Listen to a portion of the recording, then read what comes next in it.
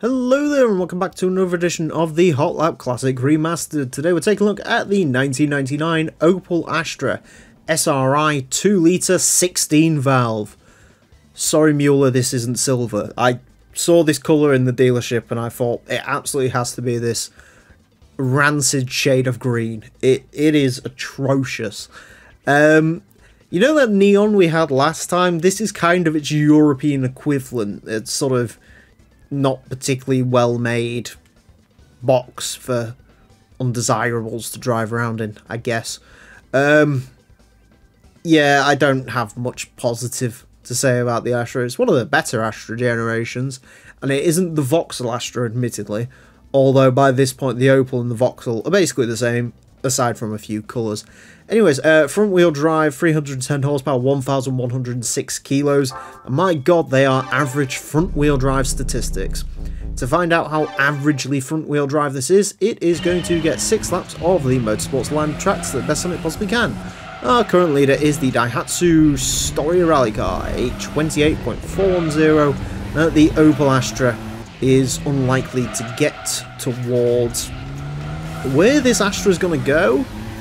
I mean, for me, it should be basically where the neon is, but as we've seen in this series, anything regarding logic with front-wheel drive hatchbacks is kind of gone out the window a little bit. You know, we're living in a world where Fiat Puntos are ridiculously much quicker than Honda Accords and stuff like that, so really this could go anywhere. Interestingly, the Vectra that we had go around here, the one that was added with GT2 Plus, was a 31.227, and that was actually a Vectra with the same engine as this, so in theory this should be quicker than that Vectra, I guess, is sort of the way that needs to be looked at, but we'll see. Don't worry, Astra fans, all 5 of you, who all left the video as soon as I said undesirables drive Astras. The Vauxhall versions are going to run the racing modifications for these, just because why not?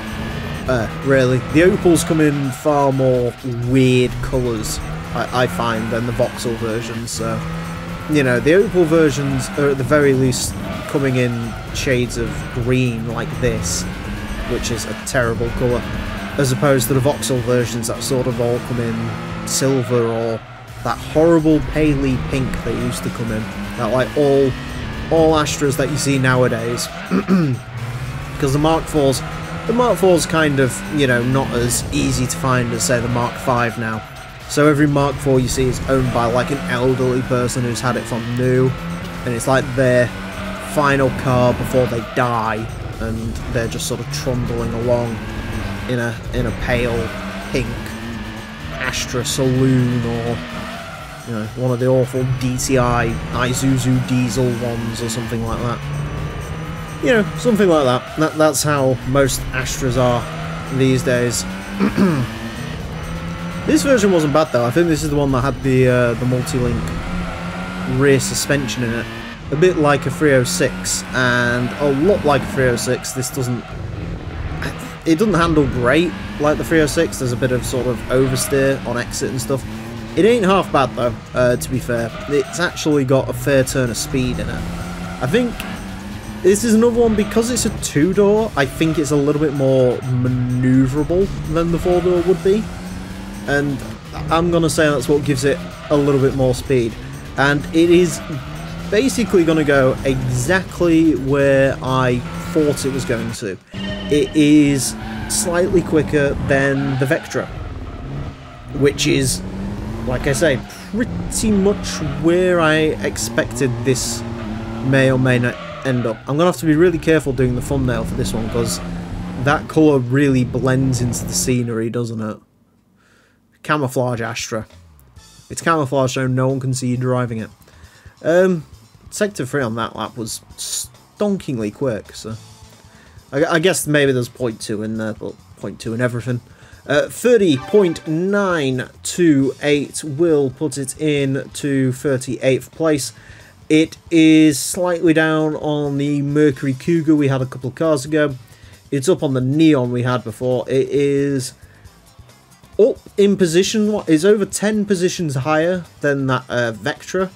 But then again, as I've mentioned last time out, this sort of chunk of the board here, this sort of 30.9s to about 31.5, there is 15 spaces there.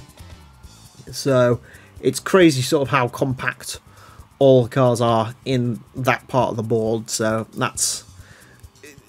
it ends up in that part of the board where anything realistically could be quicker than the other thing. Another thing to note is it is 0.6 up on the Opel Corsa, so they are sort of predictable on where they are falling into line. Anyways, that's it for this episode. Thank you all very much for watching, and join me next time when I'll be driving something more interesting. Until then, farewell.